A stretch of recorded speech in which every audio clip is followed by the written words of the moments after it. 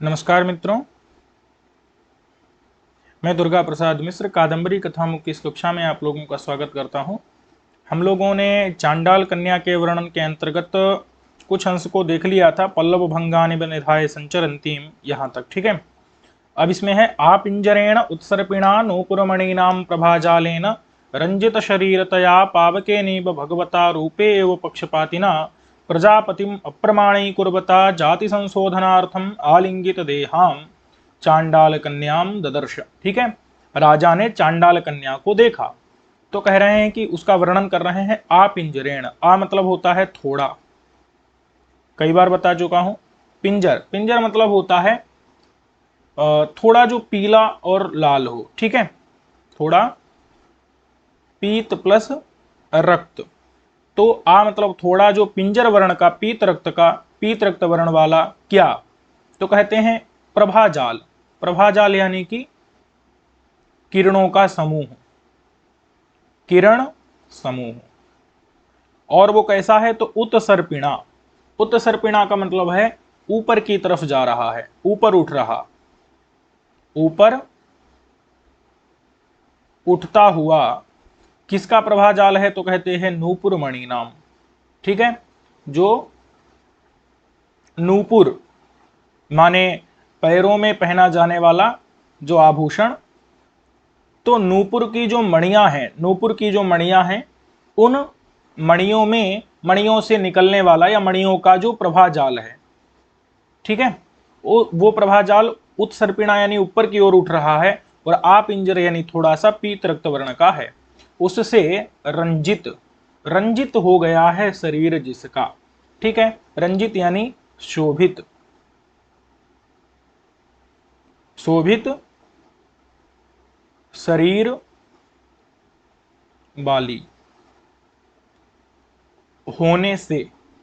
ठीक है, तो देखो जो चांडाल कन्या है उसके नूपुर में लगी हुई जो मणियां, माने नूपुर यानी कि पैरों में पहना जाने वाला जो आभूषण, उसमें लगी हुई जो मणियां, उन मणियों के प्रभाजाल यानी किरण समूह से वो किरणें ऊपर की ओर उठ रही हैं।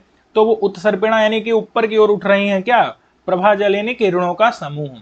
और जो कि थोड़ा पीत रक्त वर्ण का है, तो उसके कारण उसका पूरा शरीर कैसा हो गया है, थोड़ा पीत रक्त वर्ण का हो गया है, माने रंजित माने सुशोभित हो गया है शरीर। तो ऐसे शरीर वाली होने के कारण क्या लग रहा है कि पावकेन इव, मानो उसको भगवान पावक ने, भगवान अग्नि ने क्या कर लिया हो, उसके शरीर का आलिंगन कर लिया हो। अब बताओ, भगवान अग्नि किसी के शरीर का आलिंगन करेंगे तो उसका शरीर शुद्ध हो जाएगा कि नहीं, हो जाएगा। क्योंकि ऐसा माना जाता है कि अग्नि जो है वो पदार्थ को शुद्ध कर देती है। तो चूंकि उसका शरीर चांडाल जाति में उत्पन्न होने के कारण शुद्ध नहीं था, लेकिन उस शरीर को शुद्ध करने के लिए मतलब भगवान अग्नि ने क्या किया हो, उसके शरीर का आलिंगन कर लिया हो, उसके शरीर को अपने से लगा लिया हो। समझ में आ गया है कि नहीं। नियम क्या है कि जितना भी वस्तु अग्नि में अगर कोई प्राप्त होती है तो वो वस्तु शुद्ध हो जाती है। अच्छा, अब वास्तव में अग्नि ने शरीर को नहीं लगा लिया है, लेकिन उसका शरीर माने वस्तुतः नूपुर मणियां जो हैं, उसके पैरों के आभूषण की मणियों के किरण समूह से उसका शरीर रंजित हो गया है, मतलब पीला पीला लाल लाल हो गया है। तो ऐसा लग रहा है कि अग्नि ने उसको शरीर से लगा लिया हो। वही कह रहे हैं कि पावकीन इव भगवता। यहाँ इव को जो है यहाँ पर जोड़ेंगे और भगवता को यहाँ जोड़ेंगे, कि मतलब भगवान पावक ने, भगवता ये विशेषण है पावक यानी अग्नि का। ठीक है, तो भगवान पावक ने, भगवान पावक मतलब अग्नि, अग्नि ने मानो, इव का अर्थ है मानो। और कैसे हैं भगवान अग्नि, तो कहते हैं रूपे एव पक्षपातिना, उनका जो पक्षपात है वो रूप के प्रति है।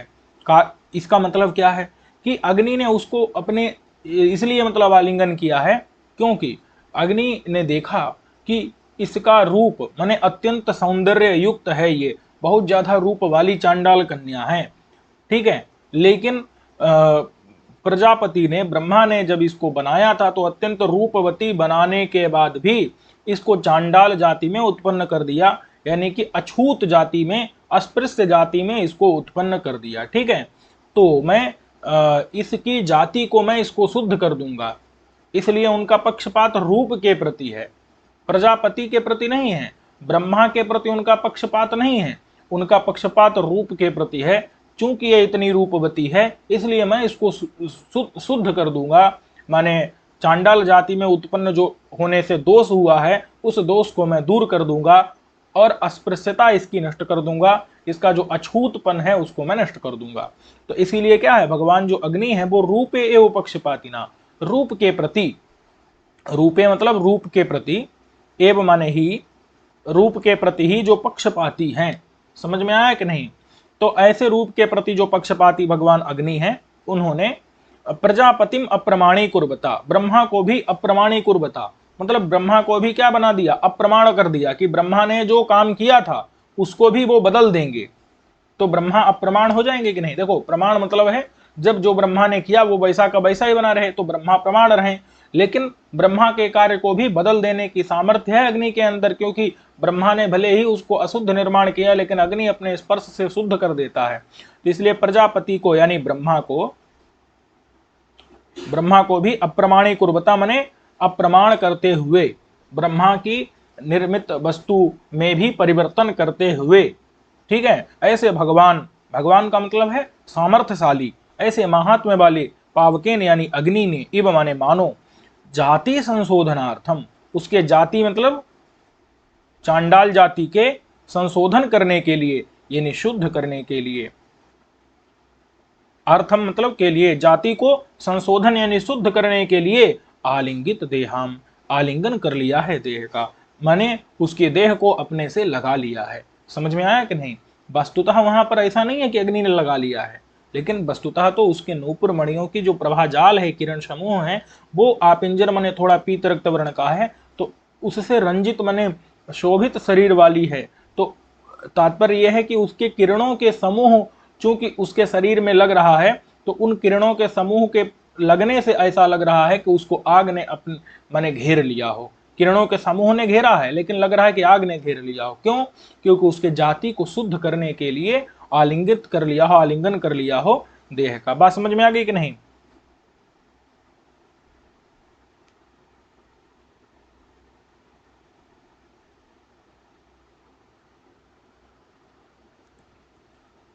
चलिए, तो ये समझ में आ गया, उसकी देह का, उसके शरीर का आलिंगन कर लिया हो।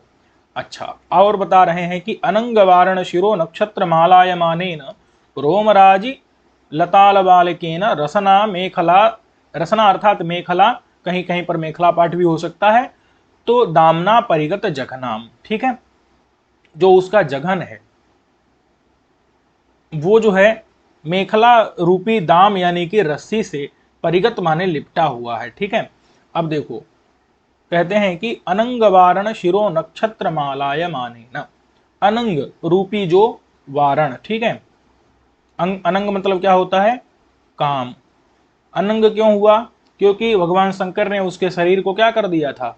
जला दिया था, तो इसलिए उसका नाम क्या पड़ गया? अनंग पड़ गया। तो अनंग माने काम रूपी जो हाथी, काम रूपी जो हाथी, उसके सिर पर जो नक्षत्रमाला के समान, उसके सिर पर नक्षत्रमाला के समान, नक्षत्रमालायमान मतलब कि काम रूपी, कामदेव रूपी जो हाथी, उस हाथी के सिर पर नक्षत्रमाला के समान जो रोमराजी लताल बालके न, मतलब कि जो रोमराजी, रोम मतलब है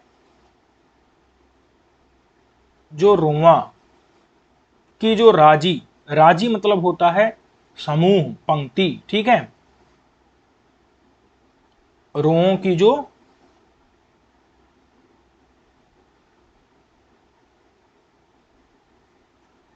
जो पंक्ति है, वो पंक्ति रूपी क्या है? लता। ठीक है, पंक्ति की जो लताल बाल, देखो लताल बाल क्या होता है? लता और आल बाल। देखो रोओं की जो पंक्ति है वो पंक्ति ही क्या है? लता है।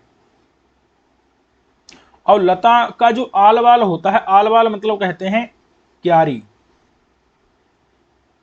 लता जो है वो किसी क्यारी में लगी रहती है और उसमें क्या किया जाता है, क्यारी बना दी जाती है, उसके अंदर जल डाला जाता है जिससे जो वृक्ष या लता है वो सिंचित होती है, सिंची जाती है। ठीक है, तो रोमराजी मतलब रोमों की जो पंक्ति रूपी लता है, वो वह लता रूपी जो क्यारी है, तो उस लताल बालक मतलब लता रूप माने लता की जो क्यारी, ठीक है, लता की जो क्यारी, तो ऐसी क्यारी रूपी जो रसना दाम, रसना मतलब होता है तत्स्वरूप जो रसना, रसना मतलब मेखला, मेखला मतलब करधनी, करधनी की जो दाम, दाम यानी कि रस्सी, ठीक है, तो उसके द्वारा परिगत है जघन भाग जिसका। ठीक है, परिगत मतलब है व्याप्त अथवा घिरा हुआ, घिरा हुआ जघन भाग जिसका। ठीक है, जघन भाग मतलब है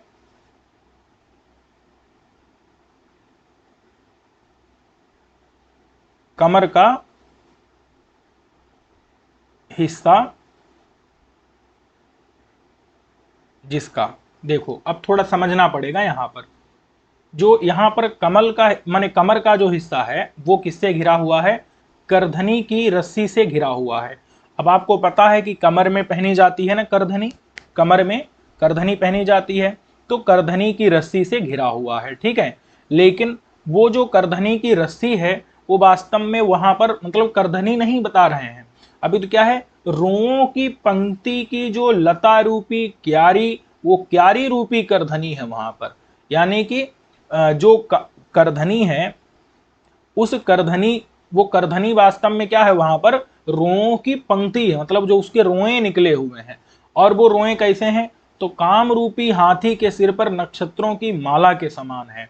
इसका मतलब क्या है, क्योंकि जो काम रूपी, देखो हाथी को उद्दीप्त करने वाली, जैसे हाथी के सिर के ऊपर नक्षत्र की माला, जब माने हाथी के सिर के ऊपर नक्षत्रों की जो माला होती है वो क्या करती है, हाथी को और भी चमका देती है, उद्दीप्त कर देती है, प्रदीप्त कर देती है। तो उसी प्रकार से कामदेव को और भी उद्दीप्त करने वाली जो उसके रोओं की पंक्ति है, मतलब उसकी जो कमर है, जो जघन भाग है, उस जघन भाग में कटी का जो पूर्व भाग है, कमर का जो अग्रभाग है, उसमें रोओं की एक पंक्ति है, राजी है मतलब पंक्ति है, रोओं का समूह है, और वो क्या करता है, वो काम को और भी उद्दीप्त कर देता है। ठीक है, तो इसीलिए उसको क्या बताया कि अनंग माने काम रूपी हाथी के सिर के ऊपर नक्षत्रमाला के समान, यानी उसकी उसको और भी उद्दीप्त करने वाला, काम को और भी उद्दीप्त करने वाला जो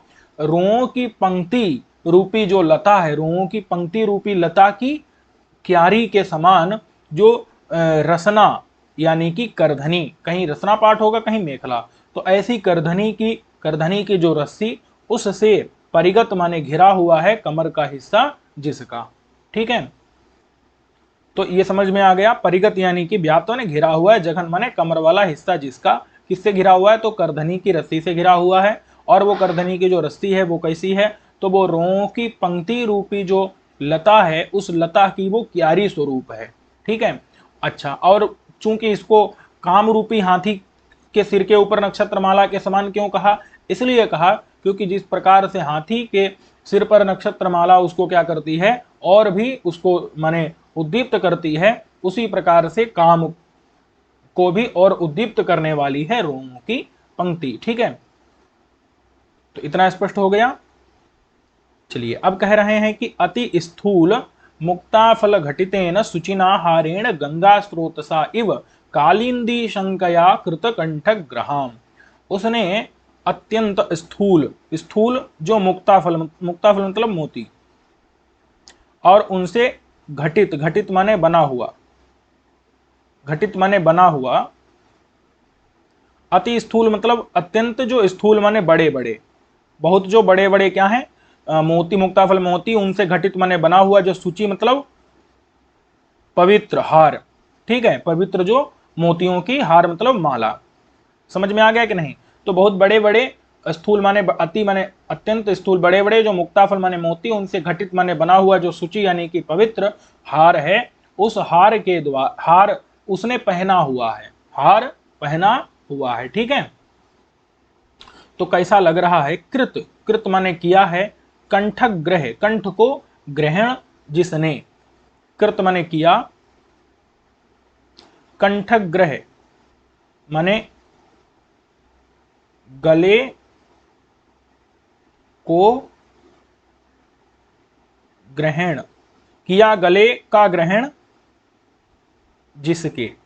समझिएगा, ऐसी कौन होगी? चांडाल कन्या।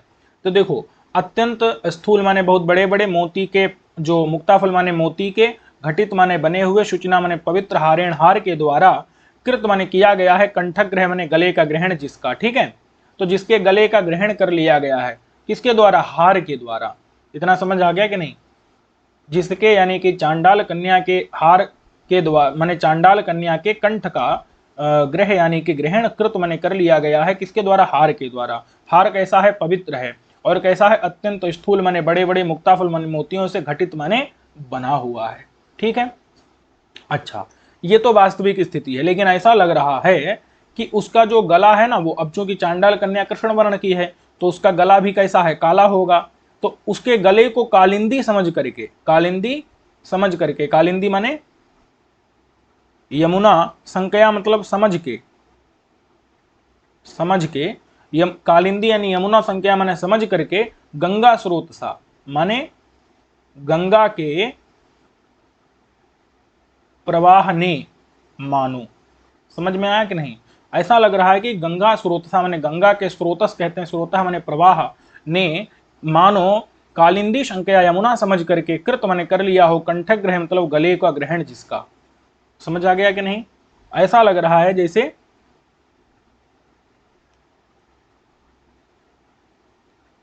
वहां पर कालिंदी ने उसके गले का माने कालिंदी समझ करके गंगा के प्रवाह ने मानो उसके गले का ग्रहण कर लिया हो। अब देखो, गंगा का जो प्रवाह है वो भी पवित्र होता है कि नहीं? होता है। और वो हार के समान है कि नहीं? हार के समान है। और उसने कालिंदी यमुना समझ करके गले का ग्रहण कर लिया है, क्योंकि गला जो है वो काला है, तो इसलिए उसको यमुना समझ लिया। किसने? गंगा के प्रवाह ने मानो समझ करके उसके गले का ग्रहण कर लिया हो। जैसे हार ने उसके गले का ग्रहण किया है, तात्पर्य है कि गले में लिपट गया हार जैसे, वैसे गंगा का प्रवाह कालिंदी समझ करके, यमुना समझ करके उसके गले में मानो लिपट गया हो। क्योंकि गंगा का प्रवाह यमुना में मिल जाता है कि नहीं? मिल जाता है। तो उसी प्रकार से हार जो है उसके गले में मिल गया हो। ठीक है, हार किसका बना है? तो बड़े जो है विशाल मोतियों के माने मोतियों के द्वारा घटित माने रचित है। अच्छा, अब वो कैसी है? तो कहते हैं शरद शरद शरद में शरत काल की तरह विकसित पुंडरीक लोचनाम। देखो, शरत काल में क्या हो जाते हैं? जो पुंडरीक है, पुंडरीक यानी सफेद कमल, वो विकसित माने खिल जाते हैं, खिल जाते हैं। पुंडरीक माने श्वेत कमल। समझ में आ गया कि नहीं? तो जो शरत ऋतु है, शरत ऋतु, शरत ऋतु मतलब जब वर्षा काल का क्या हो जाता है? समाप्ति होने के बाद में वहां पर जो शरत ऋतु होती है, शरद ऋतु में विकसित माने खिल जाते हैं पुंडरीक यानी श्वेत कमल। तो श्वेत कमल रूपी लोचन माने आंखें, तो विकसित यानी खिल गई हैं पुंडरीक माने श्वेत कमल रूपी लोचन माने आंखें जिसकी, ऐसी कौन हो गई? ऐसी होगी शरद ऋतु, शरद ऋतु।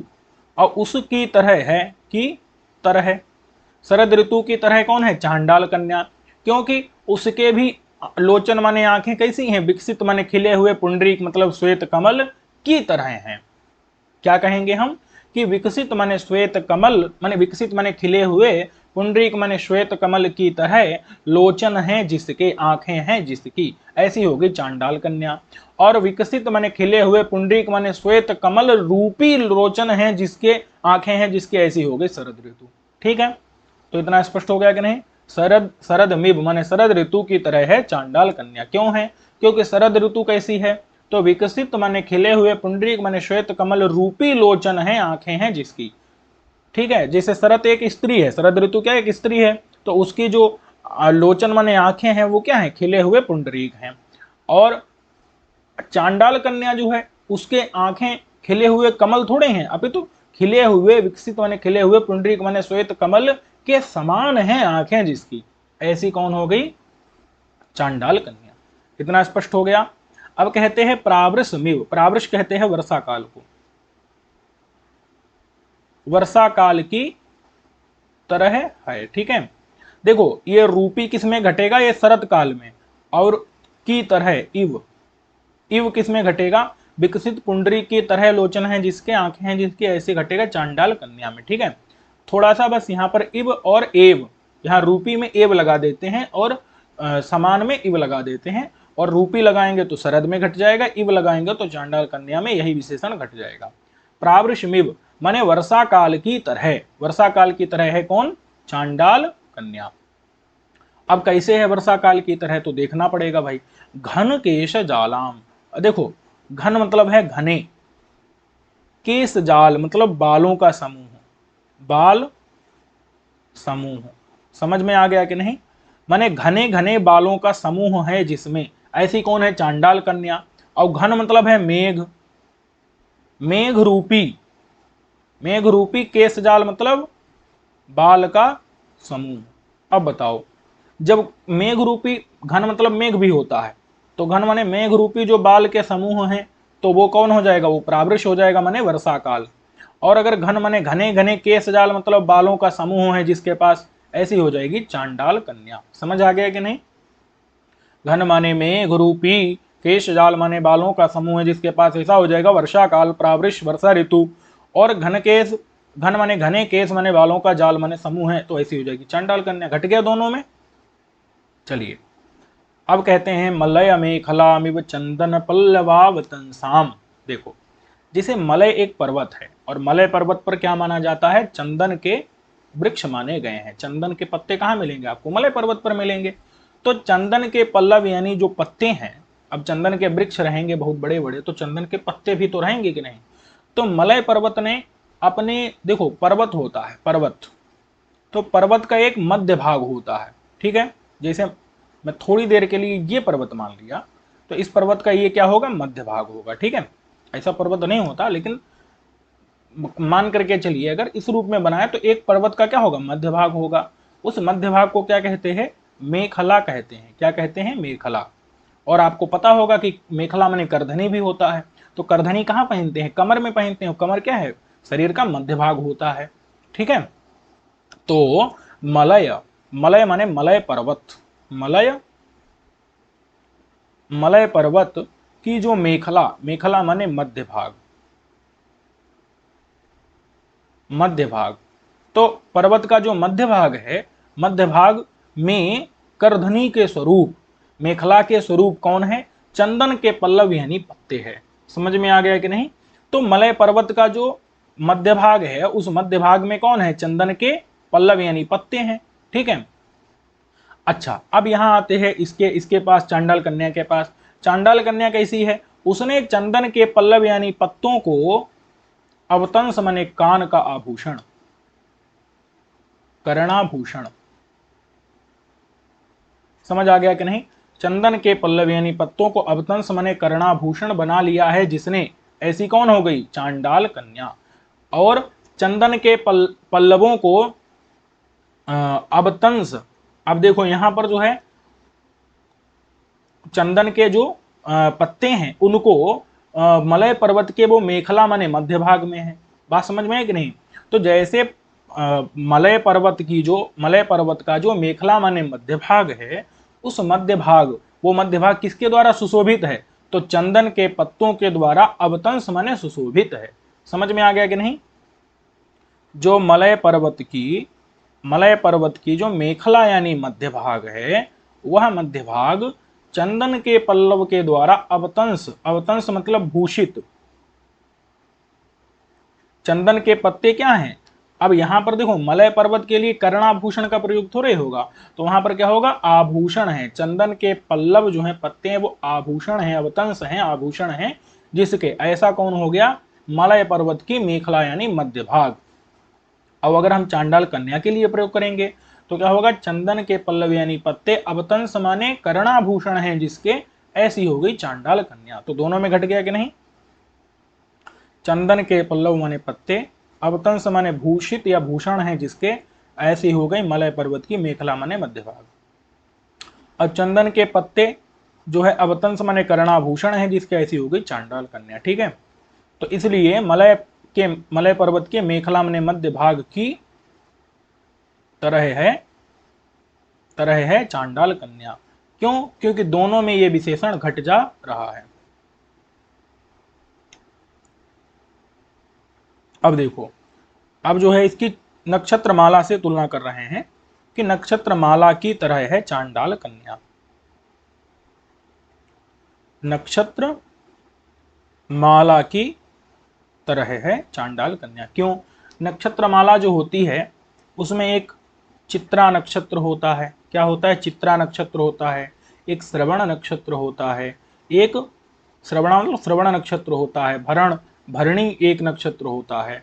तो चित्र नक्षत्र, चित्रा नक्षत्र, श्रवण नक्षत्र, भरणी नक्षत्र, इनके द्वारा नक्षत्र माला जिस प्रकार से क्या रहती है, भूषित रहती है यानी सुशोभित रहती है। ठीक है, नक्षत्र माला में घट गया कि नहीं।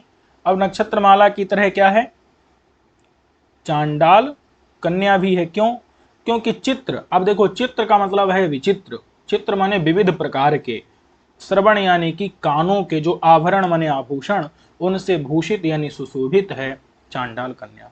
समझ आ गया। नक्षत्र माला जिस प्रकार से इब माने की तरह है, नक्षत्र माला की तरह चांडाल कन्या है। क्यों, क्योंकि नक्षत्र माला में नक्षत्रों की पंक्ति में एक चित्र नाम का नक्षत्र रहता है।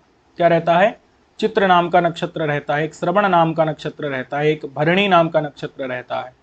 और जो चांडाल कन्या है वो चित्र माने विविध प्रकार के, श्रवण यानी आभूषण जो कान के, आभरण यानी आभूषणों से भूषित यानी सुशोभित है। चित्र माने विविध प्रकार के, श्रवण यानी कान के, आभरण यानी आभूषणों से भूषित है कौन, चांडाल कन्या। तो ये चांडाल कन्या में घट गया। और चित्र संज्ञक नक्षत्र, श्रवण संज्ञक नक्षत्र, भरणी संज्ञक नक्षत्र से सुशोभित है नक्षत्र माला, तो उसमें भी घट गया।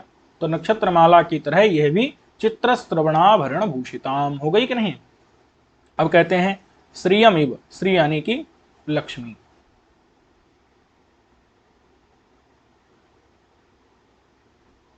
लक्ष्मी की तरह है चांडाल कन्या। क्यों, क्योंकि लक्ष्मी ने क्या कर रखा है, हाथ में स्थित, मतलब हाथ में, लक्ष्मी के हाथ में क्या है, स्थित माने स्थित है कमल। लक्ष्मी के हाथ में क्या स्थित है, कमल स्थित है।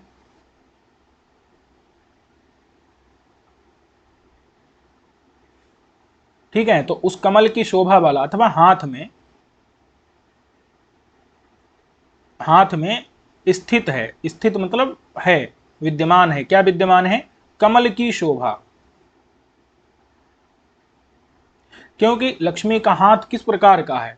ठीक है, अब देखो यहां पर जो है ना, घटा सकते हैं, मतलब दोनों अर्थ कर सकते हैं, कोई दिक्कत नहीं है। एक मिनट रुकिए। देखिए लक्ष्मी जी ने अपने हाथ में, आपने लक्ष्मी जी का फोटो देखा होगा, उनके हाथ में कमल रहता है। ठीक है, तो उनके हाथ में क्या है, कमल है। तो हाथ में स्थित जो कमल, तो उस कमल की शोभा वाली कौन हो जाएंगी, माने हाथ में स्थित है कमल, उस कमल के कारण शोभा वाली कौन हो जाएंगी, लक्ष्मी जी। और इसके हाथ में, चूंकि इसका हाथ जो है ना वो कमल के समान है, इसलिए इसके हाथ में कमल की शोभा स्थित है। समझ में आया कि नहीं, कमल की शोभा कहाँ स्थित है, हाथ में स्थित है, किसके, चांडाल कन्या के। और जो लक्ष्मी जी हैं उनके हाथ में स्थित कौन है, हाथ में स्थित है कमल, और उस कमल के कारण शोभा वाली कौन है, लक्ष्मी जी। समझ में आ गया कि नहीं,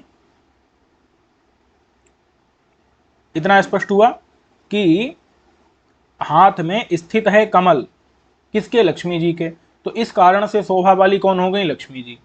अच्छा, अब यहां पर क्या है कि इसका हाथ ही कमल है, तो इसलिए कमल की शोभा कहां स्थित है, हाथ में स्थित है, किसके, चांडाल कन्या के। ठीक है, इस प्रकार से घट जाएगा। अब कहते हैं मूर्छामिव मनोहारिणी, जैसे मूर्छा होती है ना, वो मूर्छा क्या करती है, मूर्छा क्या करती है, मन को, मन यानी कि चित्त को, चेतनता को, चेतनता कह लो अथवा चित्त कह लो, को हारिणी यानी कि नष्ट कर देने वाली होती है, लुप्त कर देने वाली होती है, चेतनता का लोप करने वाली होती है। कौन? मूर्छा। आदमी जब मूर्छित हो जाता है तो उसके जो चित्त माने चेतनता है, मन है, वो लुप्त हो जाता है, उसका लोप हो जाता है। और ये क्या करती है? ये मन मतलब हृदय को, हारिणी यानी कि खींच लेने वाली है। समझ में आ गया कि नहीं? कौन? चांडाल कन्या। चांडाल कन्या क्या है? मूर्छा की तरह है। कैसे? मूर्छा जैसे चेतनता को लुप्त कर देने वाली होती है, हारिणी मन माने चेतनता या चित्त को, हारिणी यानी लोप करने वाली होती है मूर्छा जैसे, वैसे ही ये क्या है? ये हृदय को खींच लेने वाली, मन माने हृदय को, हारिणी यानी खींच लेने वाली है। ठीक है, कौन? चांडाल कन्या। तो ये मूर्छा की तरह है। और कैसी है? तो अरण्य भूमि विव रूप संपन्नाम। देखो, जैसे अरण्य मतलब होता है जंगल, तो जैसे जंगल की भूमि क्या होती है, यहां पर जो है अक्षत पाठ मिलता है, तो अक्षत जोड़ना पड़ेगा।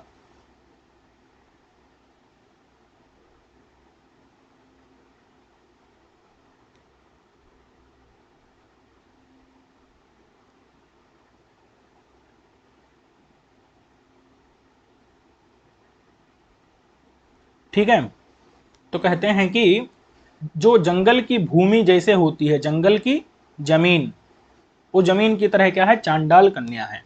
कैसी है? तो अक्षत रूप संपन्नाम। चांडाल कन्या का जो रूप है, रूप यानी सौंदर्य है, वो सौंदर्य कैसा है?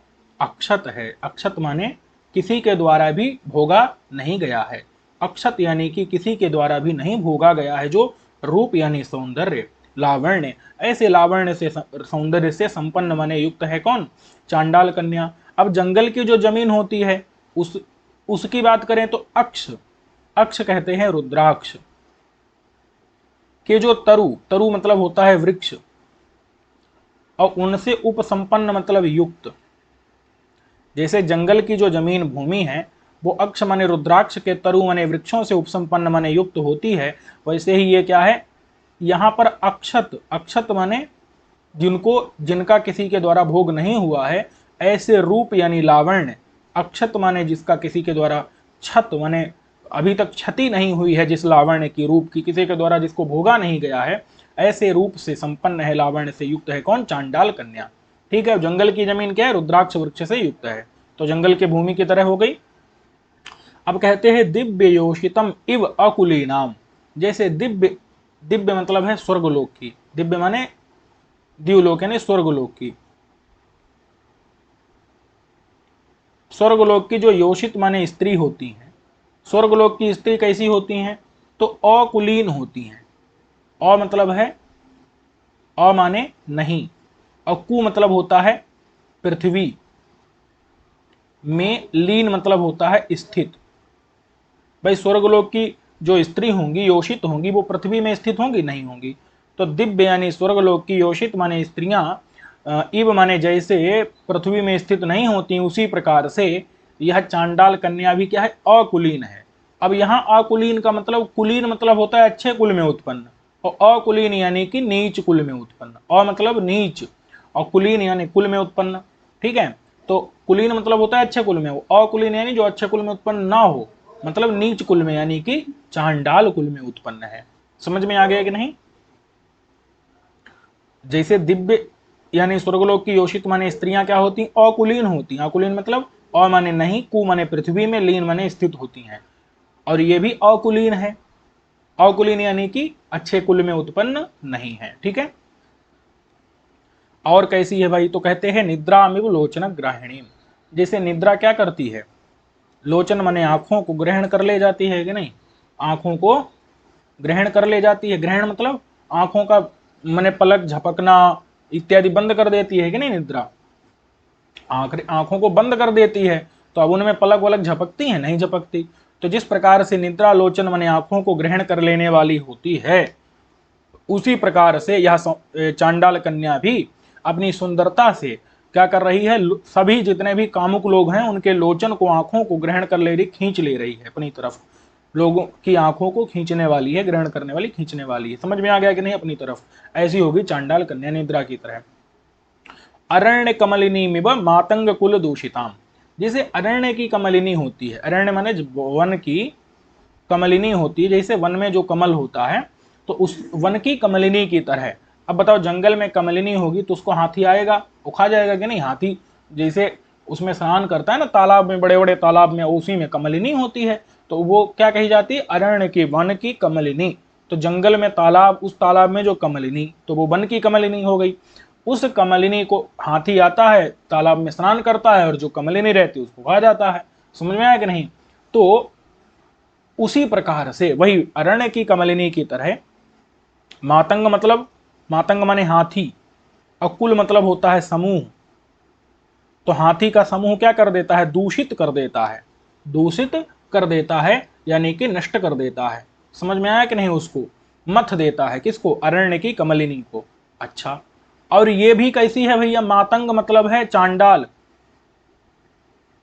के कुल माने खानदान में, चांडाल के खानदान यानी वंश में पैदा होने के कारण दूषित है, यानी कि दोष युक्त है, यानी कि स्पर्श इत्यादि उसका किया नहीं जा सकता है।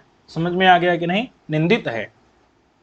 तो जैसे अरण्य की, जंगल की कमलिनी होती है, उसको हाथी के समूह माने कुल, मातंग माने हाथी, कुल माने समूह से उसको दूषित कर दिया जाता है, हाथियों का समूह उसको मत देता है, खा लेता है।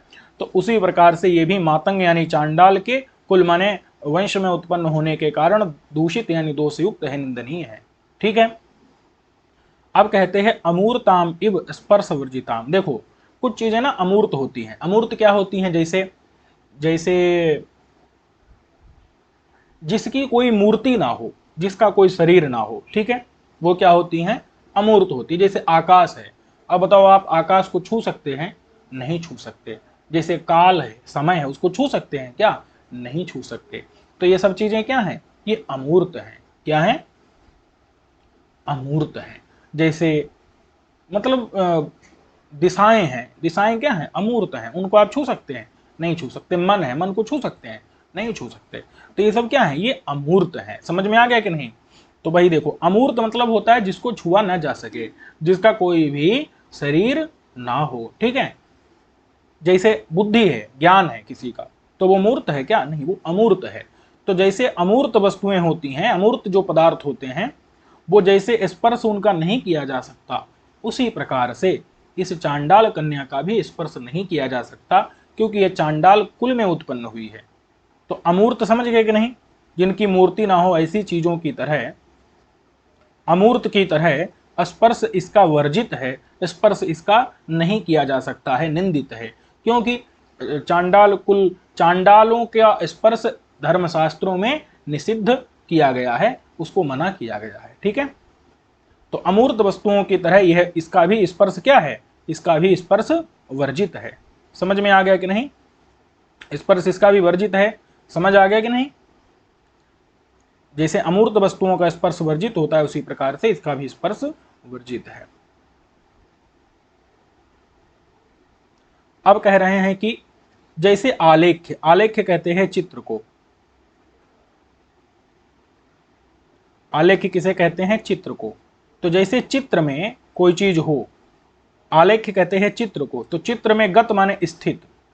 जैसे कोई चित्र में स्थित हो, तो उसको आप, उससे आप बातें कर सकते हैं क्या? नहीं। उसके साथ आप माने घूम सकते हैं क्या? टहल सकते हैं क्या? नहीं। उसको, चित्र में कोई चीज स्थित है, उसको सिर्फ क्या कर सकते हैं? देख सकते हैं।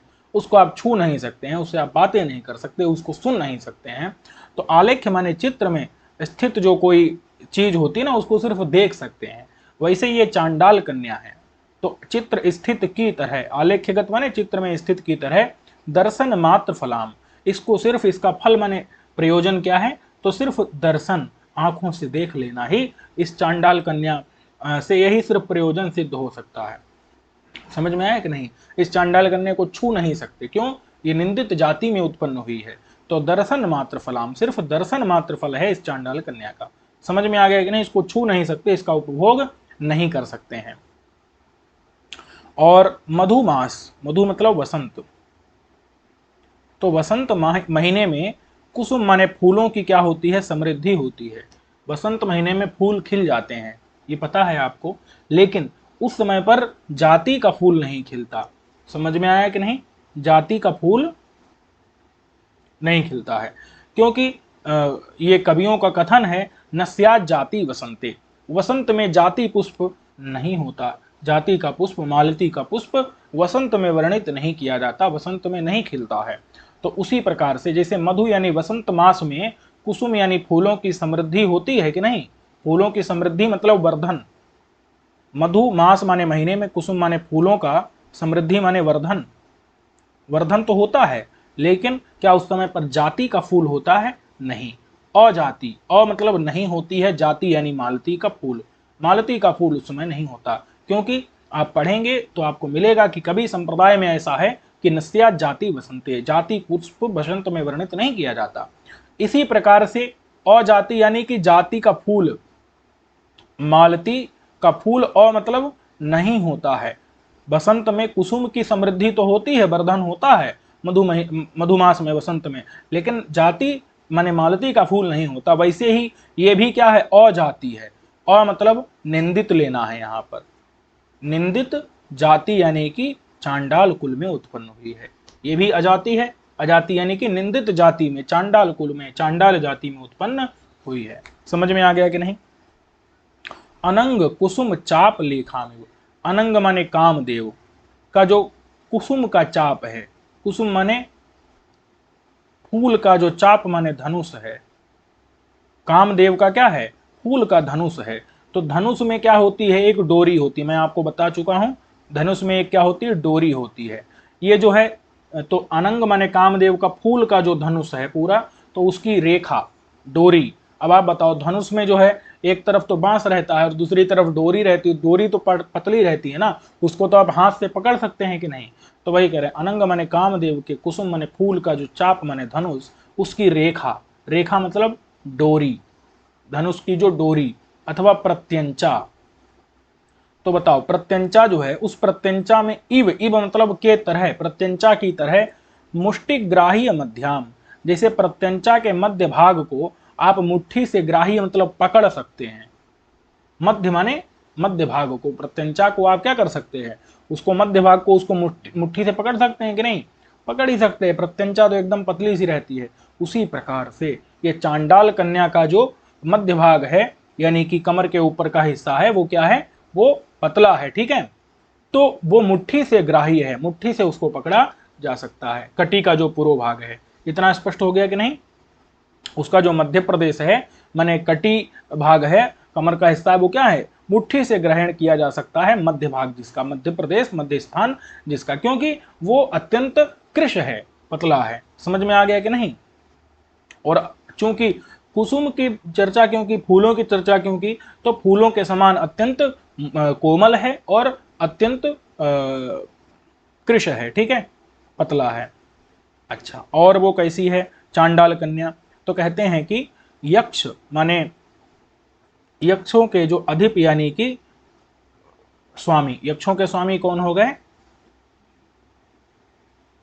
कुबेर, ठीक है, यक्षों के स्वामी कौन हो गए? कुबेर। उन कुबेर की जो लक्ष्मी, लक्ष्मी यानी संपत्ति, तो कुबेर की जो लक्ष्मी है, संपत्ति है, यक्षों के अधिप यानी स्वामी हो गए कुबेर, उनकी लक्ष्मी यानी संपत्ति, तो वो संपत्ति क्या करती है? वो अलका नगरी को उद्भासित करती है, प्रकाशित करती है, ठीक है। यक्षाधिप यानी कि कुबेर की जो लक्ष्मी है, संपत्ति है, वो संपत्ति क्या करती है?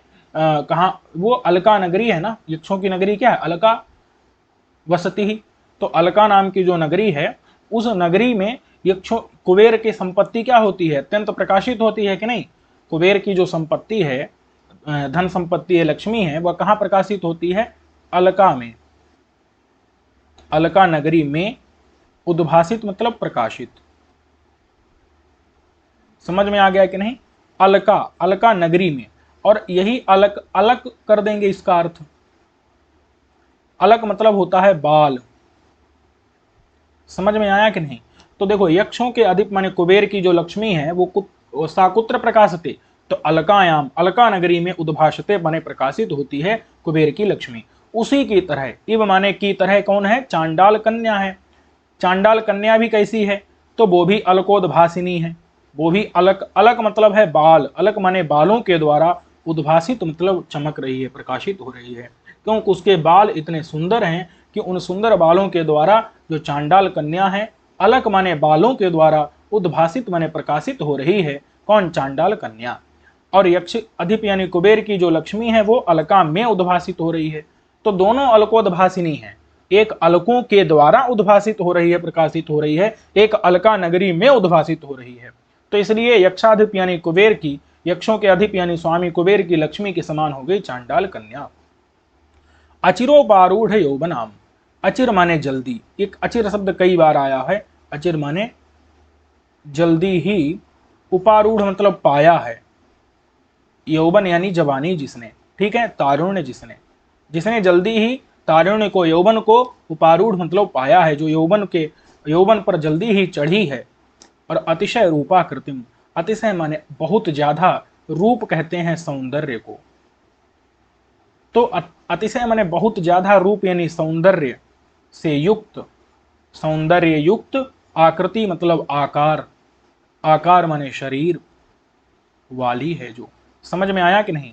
उसको अनिमिष लोचना, निमिष कहते हैं पलकों का झपकाना, बंद करना, खोलना। और अ मतलब खत्म हो जाए जहां, मतलब कि एक टक जहां पर आंखें को झपकना बंद हो जाए, तो अनिमिष माने कि निमेष रहित, लोचन आंखों से। समझ में आया कि नहीं? तो निमिष माने कि आंखों का झपकना हट गया है जहां से, उसको कहते हैं अनिमिष। ऐसे अनिमिष लोचन माने आंखों से, ददर्श माने देखा, किसने? अवनिपतिस्तु माने राजा ने। किसको देखा?